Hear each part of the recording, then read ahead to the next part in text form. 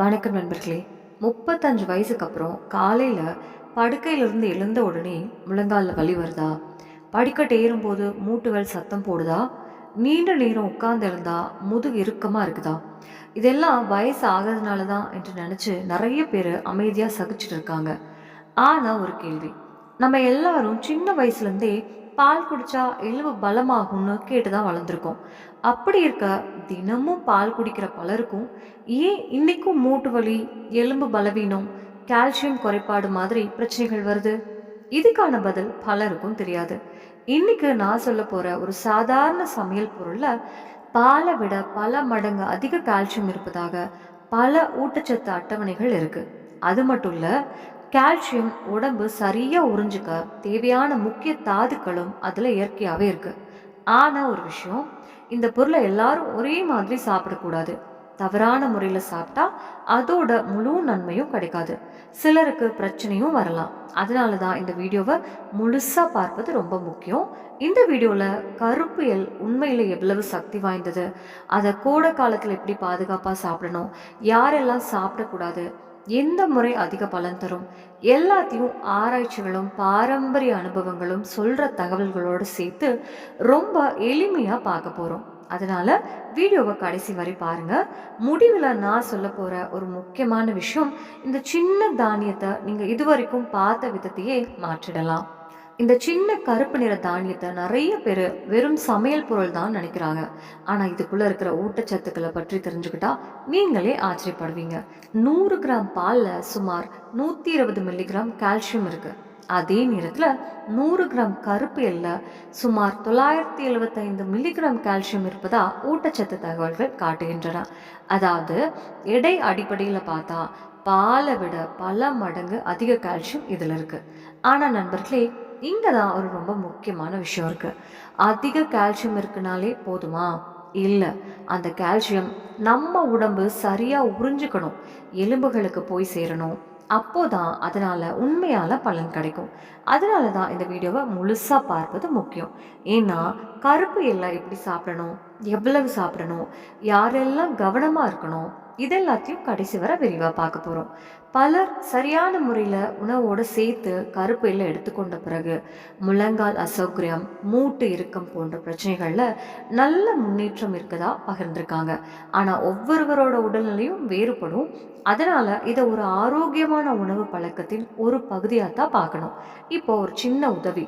இந்த வீடியோ பார்க்குறவங்க வயசு என்ன, உங்களுக்கு முழங்கால் வலி, மூட்டு வலி இல்லை முதுகு இறுக்கம் எத்தனை வருஷமா இருக்கு, கமெண்ட்ல சொல்லுங்க. உங்களை மாதிரி பிரச்சனையால பாதிக்கப்பட்டிருக்கிற இன்னொருத்தருக்கு உங்க அனுபவம் நம்பிக்கையை கொடுக்கலாம். அதே மாதிரி மற்றவர்கள் சொல்ற அனுபவத்துல இருந்தும் நீங்க புதுசா ஏதாவது தெரிஞ்சுக்கலாம். சரி, இப்போ இந்த அதிசயமான தானியம் என்னன்னு சொல்றேன். அது வேற எதுவும் இல்லை, கருப்பு எல் தான். கருப்பு எல்னு சொன்ன உடனே நிறைய பேருக்கு ஒரு சந்தேகம் வரும். எள்ளு ரொம்ப சூடான உணவு இல்லையா, கோடை காலத்துல சாப்பிட்டா உடம்பு சூடாகிடாதா? இந்த கேள்வி நிறைய பேர் கேட்பாங்க. உண்மையை சொன்னா இந்த சந்தேகத்துக்கு பின்னாடி ஒரு காரணம் இருக்கு. ஏன்னா எள்ளு உடம்புக்கு வெப்பம் கொடுக்கக்கூடிய உணவுன்னு நம்ம முன்னோர்களும் சொல்லியிருக்காங்க. ஆனா அதனால கோடை காலத்துல எள்ளை முழுசா தவிர்க்கணும்னு அர்த்தம் இல்லை. பல நூற்றாண்டுகளா பயன்படுத்தப்பட்ட சில பாரம்பரிய முறைகள் இருக்கு. அந்த முறையில சரியான அளவுல எடுத்துக்கிட்டா கோடை காலத்துல கூட கருப்பு எல்லை பாதுகாப்பா சாப்பிட முடியும் என்று ஆயுர்வேதத்துல கூறப்படுகிறது. அந்த முறையை இந்த வீடியோல கொஞ்ச நேரத்துல பார்க்க போறோம். ஆனா அதுக்கு முன்னாடி இன்னொரு ஆச்சரியமான உண்மையும் தெரிஞ்சுக்கலாம். நம்ம எல்லாரும் சின்ன வயசுல இருந்தே பாலை குடிச்சா எலும்பு பலமாகும்னு கேட்டுதான் வளர்ந்துருக்கோம். அப்படி இருக்க தினமும் பால் குடிக்கிற பலருக்கும் ஏன் 40 வயசுக்கு அப்புறம் முழங்கால் வலி வருது, ஏன் மூட்டுகள் இறுக்கமாகுது, ஏன் எலும்புகள் பலவீனமாகுது, இந்த கேள்விக்கான பதில் தெரிஞ்சுக்கிட்டா கால்சியத்தை பத்தி நீங்க இதுவரைக்கும் நினைச்சிருந்த எண்ணமே மாறிடும். அதைத்தான் இப்போ விரிவா பார்க்கலாம். இப்போ உங்களுக்கு ஒரு விஷயம் தெளிவா புரிஞ்சிருக்கும். கருப்பு எள்ளுல அதிக கால்சியம் மட்டும் இல்ல, அதோட சேர்ந்து நம்ம உடம்புக்கு முக்கியமா பல தாதுக்களும் இயற்கையாவே இருக்கு. உதாரணத்துக்கு இதில் இருக்கிற தாமிரச்சத்து மூட்டுகளை இணைக்கிற திசுக்கள் நல்ல நிலையில இருக்க உதவுது. அதே மாதிரி மாங்கனீஸ் மூட்டுகளுக்குள்ள இருக்கும் குருந்தெலும்பின் ஆரோக்கியத்தை பாதுகாக்க முக்கிய பங்கு வகிக்குது.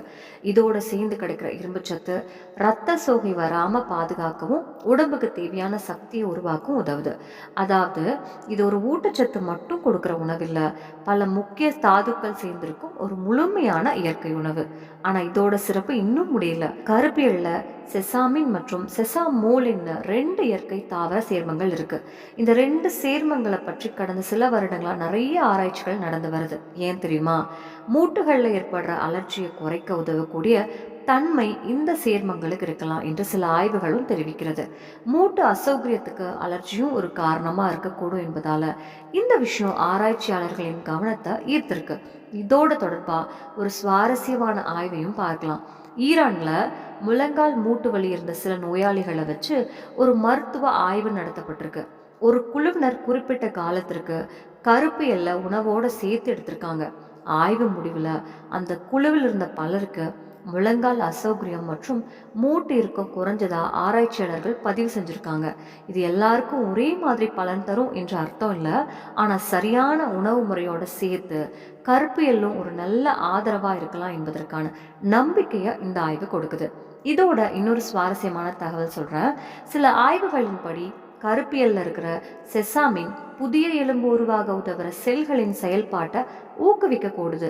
அதே நேரத்துல பழைய எலும்பு வேகமா சிதைவதையும் ஓரளவு கட்டுப்படுத்த உதவலாம் என்றும் ஆய்வுகள் கூறுகின்றன. அதனாலதான் வயசு அதிகரிக்க ஆரம்பிச்ச பிறகு உணவுல கருப்பு எல்லை அளவோட சேர்த்து கொள்ள சொல்லி பல ஊட்டச்சத்து நிபுணர்களும் பரிந்துரைக்கிறாங்க. ஆனா ஒரு விஷயம் மட்டும் மறந்துடாதீங்க, கருப்பியல் நல்லது என்பதற்காக அதிகமா சாப்பிட்டா இன்னும் அதிக பலன் கிடைக்கும் என்று மட்டும் நினைக்காதீங்க. எந்த நல்ல உணவுக்கும் சரியான அளவு தான் முக்கியம். இப்போ உங்க மனசுல ஒரு கேள்வி வந்திருக்கும், சரி இதை எந்த முறையில சாப்பிட்டா அதிக பலன் கிடைக்கும்? அதுக்கான பதிலை தான் இப்ப பார்க்க போறோம். கருப்பு எல்லை சாப்பிட்றதுக்கு 3 எளிமையான பயனுள்ள முறைகள் இருக்கு. அதுல முதல் முறை குறிப்பா கோடை காலத்துக்கு ஏற்ற ஒரு பாதுகாப்பான முறை. அது கருப்பு எல்லை இரவு முழுக்க தண்ணீர்ல ஊற வைத்து காலையில சாப்பிடுறது. இந்த முறையை ஏன் பலர் பரிந்துரைக்கிறாங்க, அதை எப்படி சரியா செய்யணும், எவ்வளவு அளவு எடுத்துக்கணும், இதெல்லாம் இப்போ படிப்படியா பார்க்கலாம். முதல்ல தூங்க போறதுக்கு முன் ஒரு தேக்கரண்டி கருப்பு எல்லை 1 டம்ளர் தண்ணீர்ல ஊற வைங்க. காலையில் அந்த தண்ணீரை வடிகட்டி ஊறிய எல்லை 4 இல்லாட்டி 5 உலர் திராட்சையோட சேர்த்து நல்லா மென்று சாப்பிடுங்க. அதுக்கப்புறம் 1 டம்ளர் தண்ணீர் குடிக்கலாம். பொதுவாக இதை காலை 6 மணிலேருந்து 8 மணிக்குள்ள வெறும் வயிற்றில் எடுத்துக்கிறது பாரம்பரியமா பரிந்துரைக்கப்படும் முறைகள்ல ஒன்றா கருதப்படுது. இப்போ நான் சொன்ன முதல் முறைய கோடை காலத்துல பின்பற்றினீங்கன்னா ஒரு சின்ன மாற்றம் மட்டும் செய்யுங்க. இப்ப இருக்கிற மாதிரி வெயில் அதிகமா இருக்கிற நேரத்துல ஒரு தேக்கரண்டிக்கு பதிலா அரை தேக்கரண்டி கருப்பையில் எடுத்துக்கிட்டாலே போதும். உடம்பு அதுக்கு நல்லா பழகும். அதே குளிர்காலம் வந்துருச்சுன்னா ஒரு முழு தேக்கரண்டி வரைக்கும் எடுத்துக்கலாம். இப்போ 2வது முறையும் பார்க்கலாம். 2வது முறை கருப்பியல் தயிர் சட்னி. கோடை காலத்துக்கு இது ரொம்ப நல்ல தேர்வா இருக்கும். ஏன்னா தயிரோட குளிர்ச்சி தன்மையும் கருப்பியலோட ஊட்டச்சத்தும் சேர்ந்து சாப்பிட எளிமையான ஒரு காம்பினேஷனாக இருக்கும். இதை சப்பாத்தி, தோசை, இட்லி இல்லை சாதத்தோட கூட சாப்பிட்லாம். இதுக்கு தேவையான பொருட்கள் 2 தேக்கரண்டி கருப்பியல், 2 தேக்கரண்டி புதிய தயிர், 1 பச்சை மிளகாய், 4 இல்லாட்டி 5 கொத்தமல்லி இலைகள், அரை தேக்கரண்டி சீரகப்பொடி, தேவையான அளவில் கல்லுப்பு. முதல்ல கருப்பியல்ல ஒரு வானலியில் மிதமான தீயில 1 நிமிஷம் மட்டும் லேசாக வறுத்துக்கோங்க. ஆறின பிறகு தயிர், பச்சை மிளகாய், கொத்தமல்லி, சீரகப்பொடி, கல்லுப்பு சேர்ந்து மிக்சியில் அரைச்சா சுவையான சட்னி ரெடி ஆகிடும். இதுலேருந்து தினமும் உணவோட 2 கரண்டி அளவு எடுத்துக்கலாம். இந்த முறை சாப்பிட சுலபமாக இருப்பதோடு மட்டும் இல்லை, எள்ளில் இருக்கிற ஊட்டச்சத்துக்களும் தயிரோட தன்மையும் சேர்ந்து ஒரு நல்ல உணவு சேர்க்கையாக அமையும். இப்போ 3வது முறையும் பார்த்துடலாம். 3வது முறை என்னென்னா கருப்பியல் வெள்ளை லட்டு. இது நம்ம வீட்டில் பல தலைமுறைகளாக செய்து வர ஒரு பாரம்பரிய முறைன்னே சொல்லலாம்.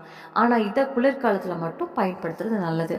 நவம்பர் முதல் பிப்ரவரி வரை எடுத்துக்கலாம். கோடை காலத்தில் இந்த முறையை தவிர்க்கிறது கொஞ்சம் நல்லது. இதுக்கு தேவையானவை 100 கிராம் கருப்பியல், 80 கிராம் வெல்லம், 1 தேக்கரண்டி நெய். முதல்ல இல்லை மிதமான தீயில நல்ல மனம் வரும் வரை லேசாக வறுத்துக்கோங்க. அடுத்ததா வேறொரு பாத்திரத்தில் நெய்யை சேர்த்து வெல்லத்தையும் உருக்குங்க. வெல்லம் முழுசாக உருகின பிறகு வறுத்த எண்ணெய் சேர்த்து நல்லா கலக்குங்க. சிறிது ஆறுனதுக்கு அப்புறம் சின்ன சின்ன லட்டுகளாக உருட்டிக்கோங்க. குளிர்காலத்தில் தினமும் காலையில் 1 லட்டு எடுத்துக்கலாம். ஆனால் ஒரு முக்கியமான விஷயம், கோடை காலத்தில் வெல்லம், நெய், எள் இந்த 3ம் சேர்ந்த கலவையை அதிகமாக சாப்பிட்றத தவிர்க்கிறது நல்லது. சிலருக்கு உடல் சூடு, அமிலத்தன்மை, முகப்பரு இல்லாட்டி நெஞ்செரிச்சல் மாதிரி பிரச்சனைகள் அதிகரிக்கலாம். இப்போ இன்னும் முக்கியமான விஷயத்துக்கும் வரலாம். யாரெல்லாம் கருப்பில கவனமாக சாப்பிடணும். எவ்வளவு நல்ல உணவாக இருந்தாலும் அது எல்லாருக்கும் ஒரே மாதிரி பொருந்தாது. அதனால கீழே சொல்ற சூழ்நிலைகள் இருந்தா முதல்ல மருத்துவரோ இல்ல தகுதியான சுகாதார நிபுணரோட ஆலோசனை வாங்குறது நல்லது. சிறுநீரக கற்கள் இருக்கிறவங்க, அடிக்கடி அமிலத்தன்மை, வாய்ப்புண் இல்லாட்டி நெஞ்செரிச்சல் வர்றவங்களுக்கு, கர்ப்பத்தின் முதல் 3 மாதங்கள்ல இருக்கிற பெண்கள், ரத்தத்தை மெலிதாக்குற மருந்துகள் எடுத்துக்கிட்டு இருக்கிறவங்க. இன்னொரு விஷயத்தையும் மறந்துடாதீங்க, கருப்பியல் ஒரு நல்ல சத்தான உணவு. ஆனா அது மருந்துக்கு மாற்று இல்லை. 2 மாதங்களுக்கும் மேலா மூட்டு வலி, வீக்கம் இல்லை நடக்க முடியாத அளவுக்கு அசௌகரியம் இருந்தா வீட்டு வைத்தியத்தை மட்டும் நம்பாம மருத்துவரை கண்டிப்பா சந்திக்கணும். சரியான காரணம் தெரிஞ்சாதான் சரியான சிகிச்சையும் கிடைக்கும். அப்படின்னா இன்னைக்கு என்ன தெரிஞ்சுக்கிட்டோம்? கருப்பு எல்லை ஏன் இவ்வளவு சத்துக்கள் இருக்கு, அதை கோடை காலத்துல எப்படி பாதுகாப்பா எடுத்துக்கலாம், எந்த முறை யாருக்கு பொருத்தமா இருக்கும், யாரெல்லாம் கவனமா இருக்கணும், இதெல்லாம் விரிவா பார்த்தோம் இல்லையா? இந்த தகவல் உங்களுக்கு பயனுள்ளதா இருந்தா கண்டிப்பா உங்க வீட்டில் இருக்க பெரியவங்களுக்கும், மூட்டு வலி இல்ல எலும்பு பலவீனம் காரணமா அவதிப்படுறவங்களுக்கு இந்த வீடியோவை ஷேர் பண்ணுங்க. அதோட நீங்க எந்த முறையை பயிற்சி பண்ண போறீங்கன்னு கமெண்ட்ல சொல்லுங்க. நம்பர் 1 ஊற வைத்த கருப்பியல், நம்பர் 2 கருப்பியல் தயிர் சட்னியா, இல்ல கருப்பியல் வெள்ளை லட்டா? உங்க பதிலா நான் கண்டிப்பா படிப்பேன். இந்த மாதிரியான எளிமையான அறிவியல் ஆதாரங்களோட கூடிய ஆரோக்கிய தகவல்கள் தொடர்ந்து வேணும்னா நம்ம டெய்லி ஆன் சேனலை சப்ஸ்கிரைப் பண்ணி பெல் ஐக்கானையும் அழுத்த மறந்துடாதீங்க. அடுத்த வீடியோவில் மீண்டும் சந்திப்போம். அது வரைக்கும் ஆரோக்கியமா இருங்க, சந்தோஷமா இருங்க. நல்ல உணவு, நல்ல பழக்கம், நல்ல வாழ்க்கை, இந்த 3ஐயும் எப்போதும் மறக்காதீங்க. நன்றி, வணக்கம்.